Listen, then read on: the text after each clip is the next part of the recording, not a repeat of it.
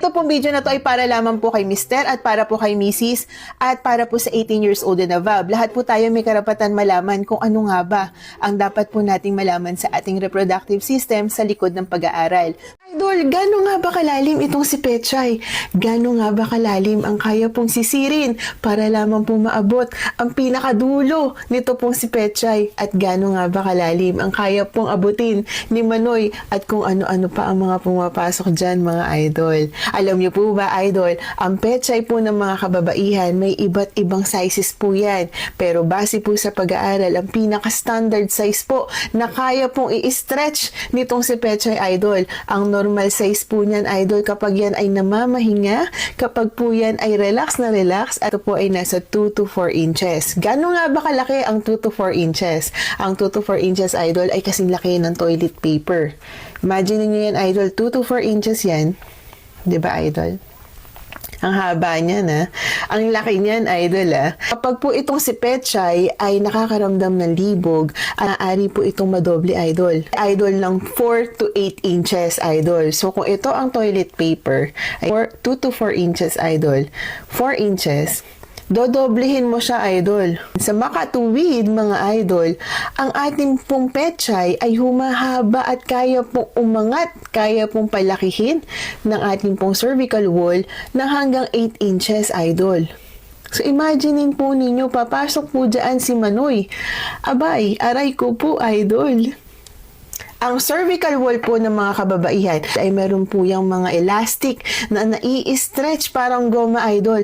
Para siyang ang tinatawag po dyan yung rugay. Iyan po ay parang goma na para po ba siyang nai-stretch. Kaya po niyang lumaki, kaya po niyang mag-expand at kaya po niyang papasukin itong si Manoy kahit ano pang sizes niyan, idol. Kahit maliit, katamtaman o sobrang laki, idol. Kapag po ito ay natapos na ang bembangan, idol, yan po malaki ng ating pong Petchay ay kaya po nitong bumalik sa dati, idol. Mamamahinga po ulit yan at kapag yan ay napasukan ulit, ayan po ay agad-agad na may expand. Automatic na po kay Petchay yan, idol. Lalong-lalo na kapag nakaramdam na siya ng matinding kaliti dyan, idol. Lagi po ninyong tatandaan, idol, ang mga kababaihan po may mga stages of life po yan.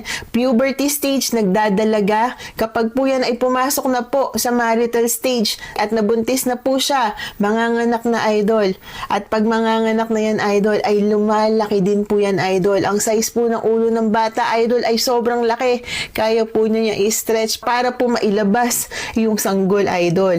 At kapag naman po nagme-menopause o papasok pa lang sa punto ng pagme-menopause, yan din po, idol, ay naiiba. Kung ang normal size po ni Manoy, idol, ang standard size po ni Manoy ay nasa 5.1 to 5.5 inches, idol. Kung ito ang tissue ay 4 inches, ang ating pong Manoy ay medyo dagdagan mo lang ng kaunti ay talaga nga namang papasok yan, idol, at kaya pong lumaki nitong si Petchay at kaya po nito na papasukin labas itong pong si Manoy. Idol, bakit nga ba umiitim ang kulay po ni Manoy at bakit po kulay talong ng ating mga idol?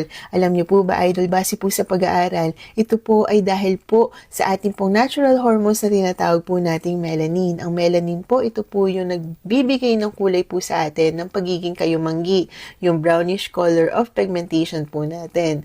Alam niyo po ba, idol, ang mga nakatira po sa Southeast Asia, katulad na lamang po ng Pilipinas, Cambodia, Myanmar, Malaysia, yan po yung mga tao po na mas mataas po ang rate ng pagiging kayumanggi kumpara po sa ibang bansa.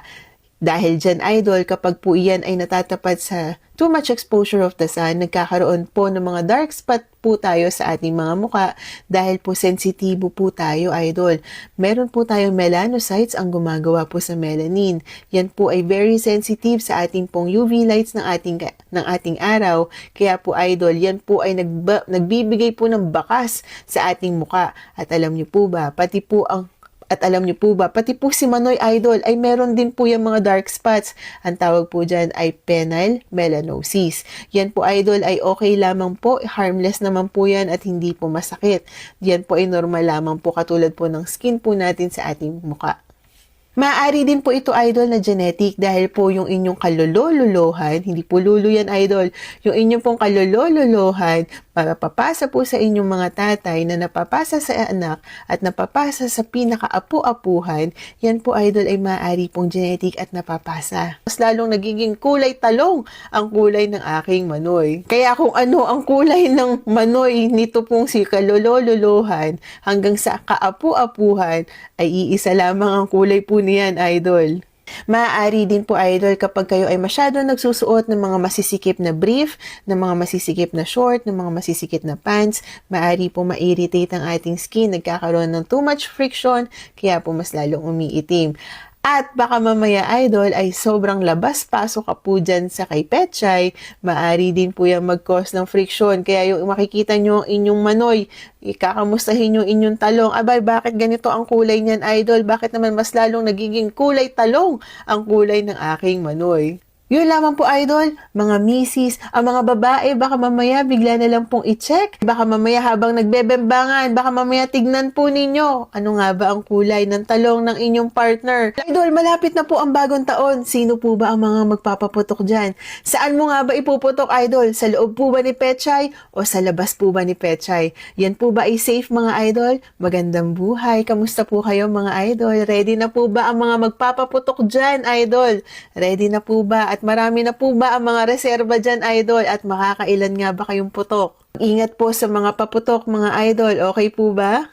Alam niyo po ba, idol, kapag po ang pinaka-modta ay pinutok po niya yan sa loob ni Petchay, maaari po itong mabuhay ng 5 araw. Yes, idol, maaari po yan mag-travel sa cervix, sa fallopian tube, sa cervical wall ng mga kababaihan, at maaari po yan tumambay dyan, idol. At kapag po yan ay tumambay, meron pong bibinggo dyan, idol, kung ikaw po ay maswerte. Samantalang ang pinaka-Petchay, idol, yan po ay merong acidic environment. Ibig sabihin, masyadong maasim yung mismong environment na maaari pong mamatay yung mga similya dyan, idol.